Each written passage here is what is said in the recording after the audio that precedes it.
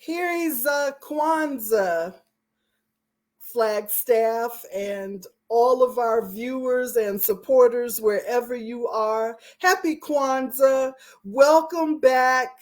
Welcome if this is your first day celebrating Kwanzaa with us. We're very happy to have you all join us in Flagstaff's only annual Kwanzaa celebration. Um, just if you haven't been with us, this is our fifth day of the celebration. There's 7 days that we celebrate Kwanzaa. On the first day, we were celebrating community and what that means, and who are we as a community. And even if you only join us here via these live streams, you are a part of our community. And on the second day, we talked about self determination and what that means not only to us individually, but what that means to us as a community and how we're going to or should be defining ourselves and creating ourselves as a community. And then on the third day,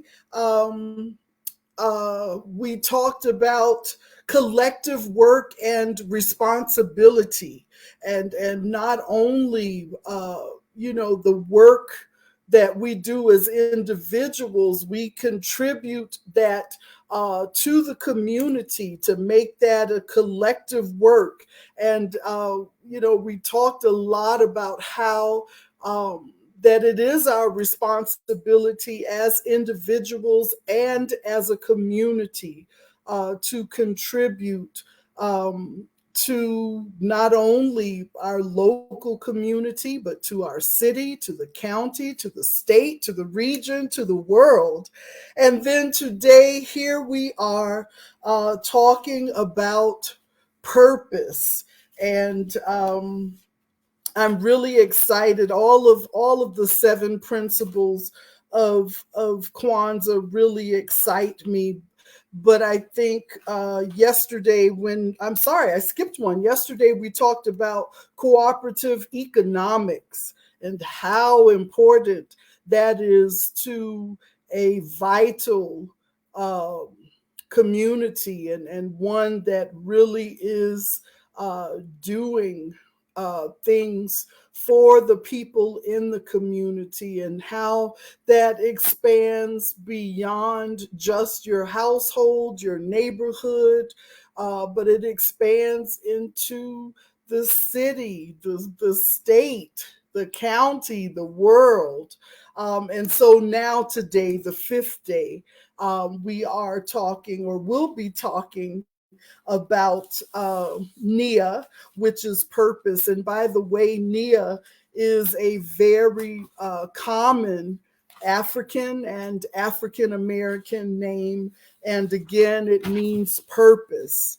And just to remind us that this year, every Kwanzaa has a theme, and Dr. Moringa, who is the creator, the founder, the visionary for Kwanzaa, which was created and introduced in 1966. The theme that he came up with for this year is practicing Kwanzaa and the seven principles, ensuring the well-being of the world. And what we want to do this year with Kwanzaa is to extend to our larger community. And that means everyone, no matter what ethnicity you are or identify with. That Kwanzaa is a holiday, a celebration for everyone. And so that is why we are really sharing this concept of having or ensuring the well-being of the world. And so, with that being said, every day we've had a Kwanzaa leader, and our resident facilitator has been leading us through two of our principles of this celebration, and today will be her third um, uh, day as our Kwanzaa leader. How are you? I'm good. I'm good. Thank you. Happy Kwanzaa. Happy Kwanzaa. I'm excited that you're going to be leading us through our acknowledgement of Nia. When I learned about this principle, um, it Nia today we're supposed to be reflecting on what it is or what it means to restore people of African descent, African American people here in America, to their traditional greatness, and to also be responsible to those who came before, which are our ancestors, and to those who will follow, which are our descendants. And I'm excited. I want to hear what it is that you have to teach us about Nia today. And with that being said, take it away. Thank you. Well, as has been said, today we are celebrating day 5 of Kwanzaa and talking about Nia, or purpose. Nia calls on us to make our collective vocation the building and developing of our community in order to restore our people to their traditional greatness. It is an exceptional call, and it is a call of legacy and purpose and history and heritage. It's a call for us to both develop and defend our community and our cultural heritage and legacy. The principle of Nia involves the recognition of the gift and legacy Africa has given to the world. We, as people of Africa, as members of the diaspora, as Black people indigenous to this land and other lands, we are the bearers of that legacy and the caretakers of that gift. We're stewards and craftsmen and women of good and beauty in the world. Um, and so much more. It's an astounding legacy, and it's a weighty legacy. I think of growing up and often hearing the joke of uh, folks who would be told, when you leave this house, you are representing the entire family. And it was a serious charge as a young person to bear that, but also just the humor behind that was always just the realization of that weight of what does it mean for me to be carrying the name of my entire family, that if I embarrass myself, I am embarrassing my dad, my mom, my brother, my grandparents, all of this legacy. It's a big weight, but it's also a very important one that reminds us of our history and our heritage and where we come from. There's a saying that those who are the fathers and mothers of human civilization have no business playing the cultural children of the world. The concept and the principle of Nia gives us all a duty to our community and a responsibility to carry out that legacy of trailblazing, of stewarding knowledge, innovation, community, and civilization. Discussions of Nia often bring us to the words of Mary McLeod Bethune, who wrote in an essay titled My Last Will and Testament of the various forms of legacy she wanted to leave to her people in hopes of inspiring future generations to greatness. Among those gifts, she wrote, I leave you racial dignity. I want Negroes to maintain their human dignity at all costs. We as Negroes must recognize that we are the custodians as well as the heirs of a great civilization.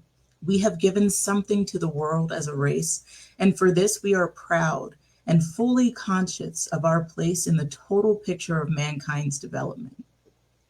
In her words, Bethune is charging us with 3 standards of purpose and legacy. First, dignity.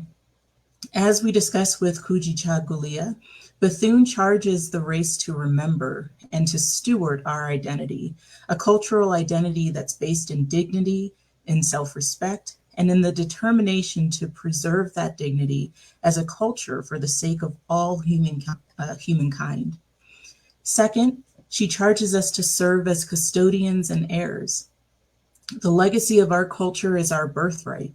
Our ancestors and our elders gift us generation after generation a rich cultural identity that, again, is responsible for the foundations of human civilization. Just as this legacy is our birthright, it is also our born responsibility to care for it, to preserve it, and to strengthen that legacy, again, generation after generation, as a gift to our future generations and to the world. It is our purpose in life to honor that legacy, to build upon it and expand it through our communities for generations to come, knowing that they too will serve as stewards to bring us all even further than we could have ever imagined in our own lifetimes. Third, Bethune charges us with consciousness. We are to be proud and conscious of our place in the total picture of the development of our world. When we practice the principle of Sankofa and look back through time to carry forward that which we need, we have to look at the innumerable contributions we have made to the progress of the world and to our communities. Our creativity, our innovation, our stewardship of the earth, our suffering and resiliency have all shaped this world and this nation. The tree of this world grows from the roots sunk deep in African soil. Wherever we branch out, wherever we place ourselves in that historical genealogical line, we trace our roots back to the African cradle of civilization. And we carry that gift forward, knowing that the foundation that our ancestors laid is ours now to build upon. As we discuss and embrace the principle of Nia, we have to ask ourselves, what is my purpose? What is my place in this world? Part of the answer, I think, is that each of our purposes stems from community. I see my role in this community, and I find my greatest passion and sense of purpose when I am serving it, helping others, building up and benefiting a world beyond myself. And we've heard over the past several days different speakers who each have position and power in our communities, whether in the classroom or as chiefess, or in business or the boardroom or behind the dais. And what each has had in common is a clear sense that their work is not just for themselves, but it comes from a sense of purpose in serving their community. Each of our places next to our neighbor, next to our sisters and brothers and colleagues, the greatest and the least of those who live in this place called Flagstaff, called Arizona, called the United States of America. I think this time of COVID has us all questioning our purpose. I know it has had me questioning mine. And what I keep coming back to are the words of Hezekiah Walker's song, I Need You to Survive. In that song, he writes, I need you. You need me. We're all a part of God's body. Stand with me. Agree with me. We're all a part of God's body. It is his will that every need be supplied. You are important to me. I need you to survive. Who I am is wrapped up in you. Who we are is wrapped up in each other's survival. Our purpose is to build, to grow, to sustain, to thrive in, and to survive as community. Our legacy is to carry the gifts of our ancestors forward and steward and share it until we pass it on as our own legacy to future generations. And with that, I'll invite Ms. Bernadine back for a conversation.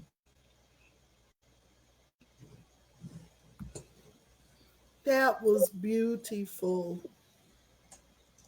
Thank you. Usually I come back and I'm saying, Amen, Amen. But that is beautiful. And what you've shared is just a reminder of what our culture is all about. It does not stand on I, me, or just you. It stands on we. Mhm. And but there is no but. As you were speaking and sharing, because we, so this year's theme, ensuring the well-being um, of the world. And so, just for a moment, can we talk about um, how should, um, for our other families that are present, that will celebrate with us, whether live right now or will go back and see this as a recorded session.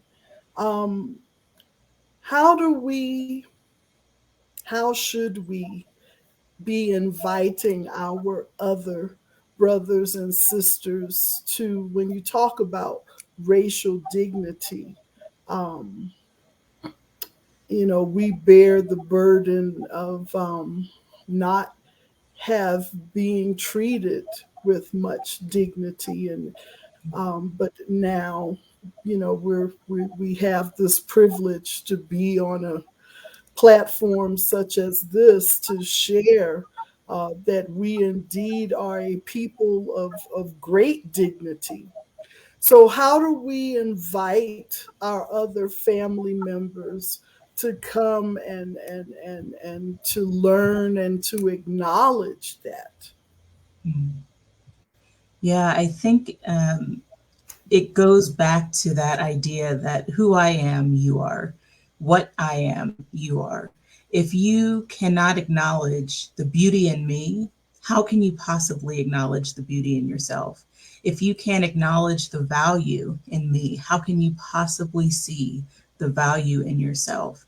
And if your value or your purpose or your livelihood is wrapped up in the destruction of me and my value and my livelihood, or the value of those that you see as lesser, then how can your life move anywhere in a positive direction if that is what you see as the purpose of it?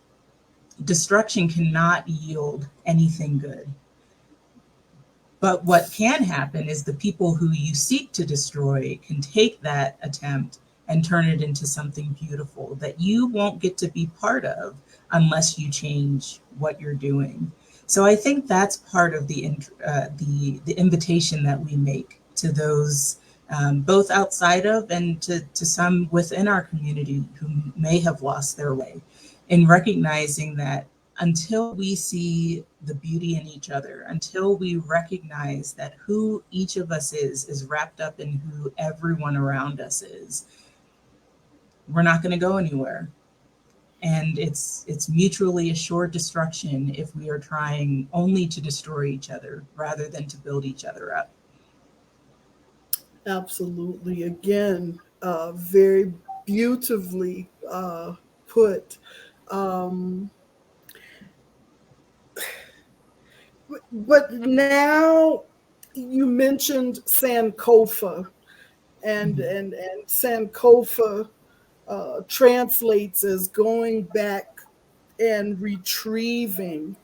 So, would you say that celebrating Kwanzaa and inviting the community as a whole to join us, um, is that a part of the retrieving, or is there something else to Sankofa?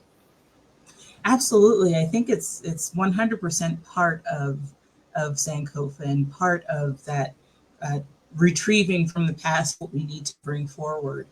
Um, I always think that when we talk about Sankofa in our community, we're talking about that kind of cyclical or circular movement of time, that nothing is entirely past. And what's happening now is influenced by things that have happened before. And what's going to happen in the future is influenced by things that are happening now. And I parallel that with the calls of others um, to just let it go. Let the past be the past. At the same time as they would say, we can't forget history or else we're going to repeat it. So it's a very selective call for people to, especially marginalized people, to forget the bad, but remember only the good, only what we're comfortable with remembering. And what Sankofa says is not only to remember the good, it's to go back and bring back everything that we need to move us forward. And that means remembering and acknowledging and being honest and truthful with what history has done. I think that's part of the racial reckoning that we've been seeing in the country, and that we need to keep seeing in this country, is that need to go back and recognize that the roots of our nation are rotting and they were buried in unfertile soil. And until we can recognize that and dig up that earth to replant in something better and in a stronger foundation, then we are constantly doomed to keep repeating that same history until we can acknowledge that origin and those historical wrongs that have been done that form the foundations of this country. Then we can't entirely move beyond them. I think with Sankofa, we are called to have celebrations like this. We're called to honestly look back and reflect on how far we've come as a people and how far we still have to go. And until we're able to do that, then we're never going to be able to advance as far as we could or should without doing that. I mean, you quoted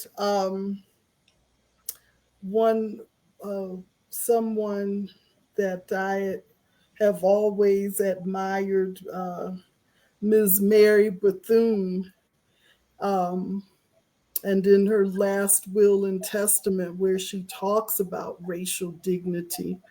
Um, and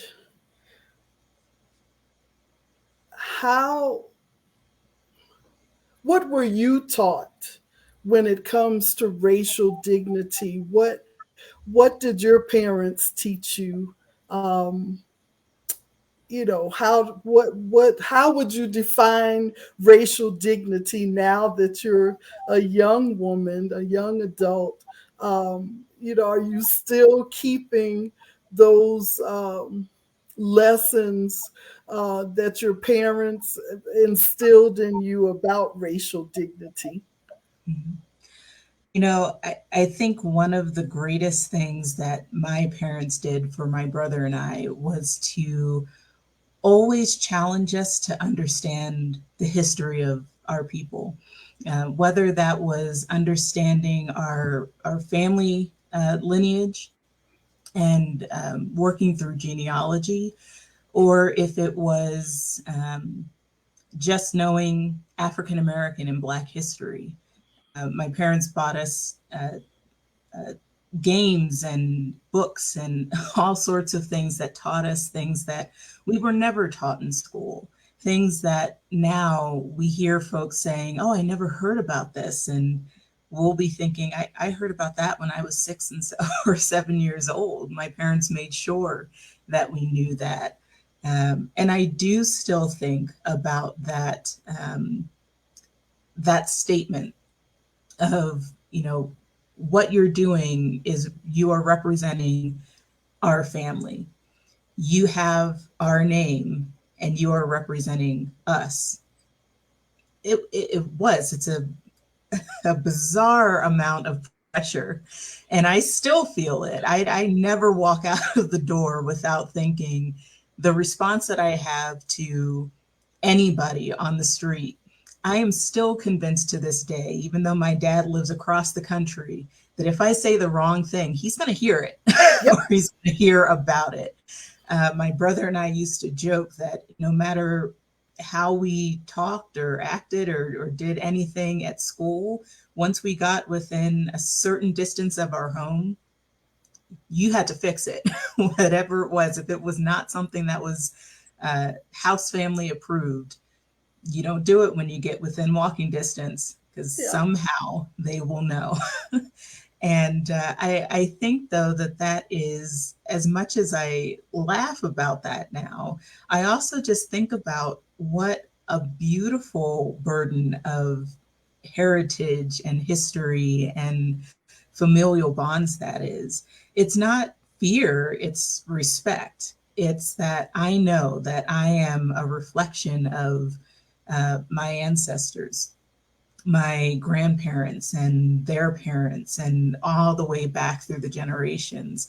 I think often of that idea that who I am now is built on the foundation that those ancestors built for me. And it's beautiful. It is Hmm. definitely a little frightening sometimes to think about, am I making them proud? And I think that's what comes from that question of what's my purpose or what am I doing with my life? Am I doing what would make my grandmother proud, my grandparents, my great grandparents, all of them who were dedicated to the education of their children, whether or not they had education themselves, who became nurses and teachers and all of these proud professions, um, when they were systematically denied education and resources and all of those things, it makes me think all the more about what I'm doing with my life. And am I building a stronger foundation of my own life on the foundation that they laid out for me? So, yeah, I think Yeah. my parents laid a fantastic foundation for us. And I know their parents laid fantastic foundations for them as well. Absolutely. And, you know, what you shared, um, again, very beautifully. But when I have conversations with um, your generation, my generation, um, even with our chiefess, this is the typical response that we have, um, or the typical conversation. So it is not anything new. It's a burden, but it's a beautiful burden to carry. And it's beautiful to hear um, that most of us who share this melanated skin that we're in, um, that is the legacy that we're walking in and that we're walking with, and that we recognize. Um, First of all, our parents, we weren't being taught, all of us, because coming from the Geechee Gullah culture, I almost felt like the ancestors were always gathered in a room with us. But for the most part, we were not taught that. We were not told that, but that's what what was instilled in us, that we're never alone. So yeah, you do have to, act a certain way, be respectful, and so to hear you say that you're still aware of that, and as a young woman, and the miles apart between Flagstaff and your dad, Mr. House, but you walk with that reverence, because it isn't fear, it's just a reverence. um, Mm-hmm. and that, to me, um, that is that sacredness of life. And I really appreciate you sharing that with us. Another thing I think I'd like to put out there and as we're coming to an end, um, or just a little pause because we still have 2 more days to celebrate. Um, to our other family members, I have to put we are not the only Africans, and I have to say this. I have to free my soul and speak the truth, and to say that indeed we all are African. And last I checked, the science books, the periodicals have not changed. It's definitely been verified, confirmed, certified, that the first remains of human life were found in Africa. Lucy is her name, thus making us all um, family. We're all related, and so uh, we just got to keep our skin because we did not move that far from the continent, whereas our other family members moved away from the land of the sun, and thus the lighter skin, the paler skin, the straighter hair. So I submit that that is another reason for us, for everyone to celebrate Kwanzaa. What say you? I agree, and I think it's a fun reminder to be able to share that, we all come from the same place. So I think that's part of what we recognize, and it's part of what helps us to live uh, lives out of love. It's what helps us to remember that when we call each other brothers and sisters, it's because we know that is our reality. We are all part of the same family, and we all have the same origins, no matter how differently we look now. Um, as I was getting ready for this session, and as you were speaking at the beginning about just that idea of legacy and understanding where we came from, one of my favorite stories to share is from the premiere of Black Panther. When that was first coming into theaters, I remember being so excited to go and just see the movie. Period. Um, but it was such a life changing moment to walk into that theater. First of all, because it was probably the most Black people in Flagstaff I had ever seen gathered in one place. Um, but it was also, I had had the debate with myself. I was wearing a head wrap, and was thinking, like, is this really appropriate for me to be like doing this? It almost felt a little appropriative, or like maybe inappropriate. I wasn't sure. And I was questioning it the whole way into the theater. When I got into the theater, there was a family that was sitting in the front, entirely decked out in African robes and clothes. And I said something to one of the women, just saying, "You all just look so beautiful." And like, I was questioning just my head wrap, but look at you all.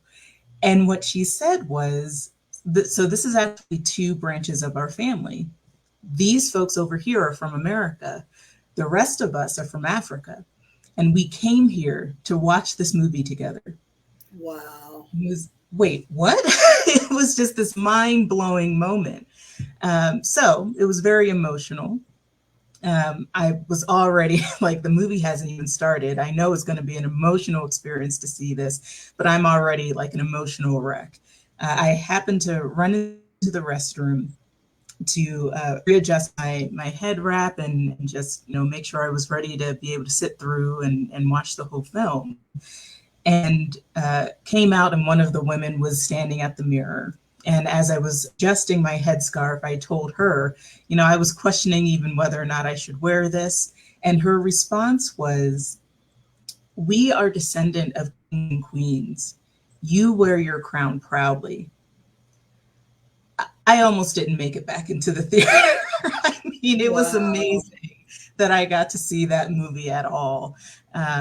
But it was just such a mind blowing and affirming moment for my life and for um, my identity as a Black woman in this country and in Flagstaff. But it also just always comes to mind when I'm thinking about us all as family, for this stranger to affirm that for me. And it was not, my family is a descendant of this, so I wear this. She said we, and it Mm-hmm. was, we are part of the same family. And so I am giving you that blessing to walk in that proudly. And I think that's something that we all can do for each other, to remind ourselves that we're all part of the same family. And just like I wouldn't want anybody messing with my mom, my dad, my brother, my cousins, any part of my family, I don't want people messing with other members of my family, no matter what color Absolutely. you are. And so Absolutely.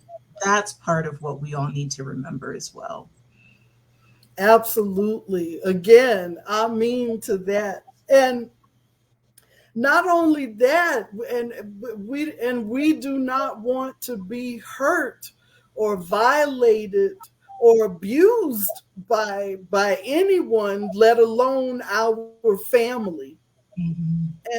And so, if we were to live this principle of purpose every day, because we're not, and that's something else. This is not just for 7 days. Kwanzaa is for the 365 days to be.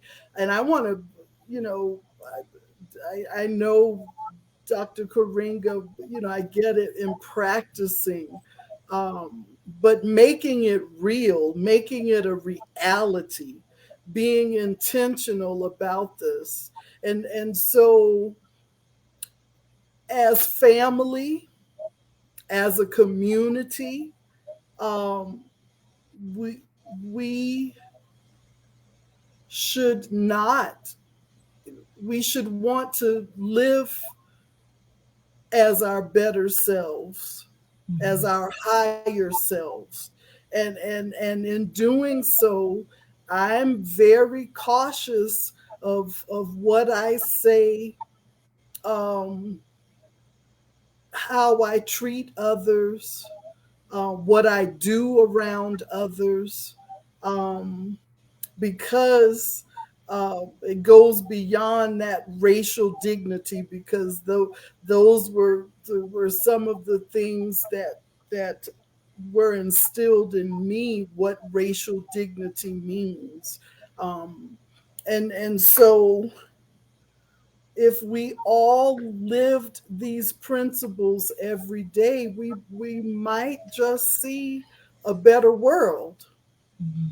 which is what Dr. Karinga is saying that we should be focusing on, for these 7 days, but living those principles for the next 365 days. Yes. And so, with that being said, as we begin to put a pause, just a pause until tomorrow evening, where we will come back and you will lead us in our sixth principle. Tomorrow is about creativity, and I'm excited about that. We will um, feature some of your, or we'll put in the spotlight uh, your creative side, and I'm very excited about that. And so, with that being said, I see that the candle for Nia has been lit, and we are so grateful for purpose, that each and every one of us has been endowed with a divine purpose. and that purpose should not be lived selfishly, but that it should be given back to our community. And that is our responsibility to learn, to discover what that purpose is, to be nurtured by the community, uh, to so that that purpose can really flourish and mature and come forth. And so we're grateful to you, Sister Khara, my baby queen. And we're grateful to all of our viewers and supporters. We are very thankful that you thought it not robbery to come and give us a few moments of your time this evening. And we ask that you will come back tomorrow to share and celebrate with us again. Until then, go and live in grace.